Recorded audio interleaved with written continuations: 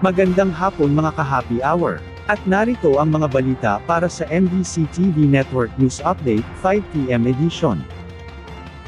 Libreng toll fee ipapatupad ng NLEX sa Pasko at Bagong Taon. Sa pagdating ng Christmas Week, nag-alok ang North Luzon Expressway ng libreng toll fee sa Pasko at Bagong Taon. Ito ay magiging libre sa oras ng alas 10 ng gabi ng December 24 hanggang alas 6 ng umaga ng December 25, ganun din sa December 31 na mula alas 10 ng gabi hanggang alas 6 ng umaga ng January 1. Magiging libre din ang toll fee sa Subic-Clark-Tarlac Expressway at sa NLEX Connector, bubuksan din nila ang counterflow lanes mula alas 5 ng umaga hanggang alas 8 ng gabi.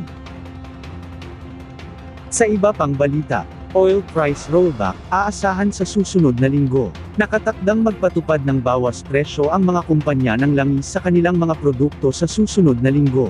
Base sa 4 na araw na monitoring ng Department of Energy, inaasahan ang pagbawas ng hanggang 1 peso and 20 centavos sa kada litro ng gasolina, samantala ang diesel ay magkakaroon ng hanggang 1 peso and 70 centavos na bawas kada litro, at ang kerosene naman ay inaasahang bababa ng hanggang 1 peso and 75 centavos sa kada litro. Isa sa mga nakikitang dahilan ng DOE sa pagbaba ng presyo ay ang nakatakdang pag-aayos sa pagitan ng Russia at Ukraine. Sa araw ng Lunes, malalaman ang eksaktong halaga ng bawas presyo na ipapatupad sa Martes.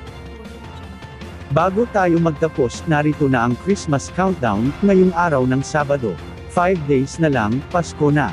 At yan ang mga balita para sa MBC TV Network News Update, 5 PM edition. Samahan ninyo kami bukas, mula alas 9 ng umaga, hanggang alas 5 ng hapon.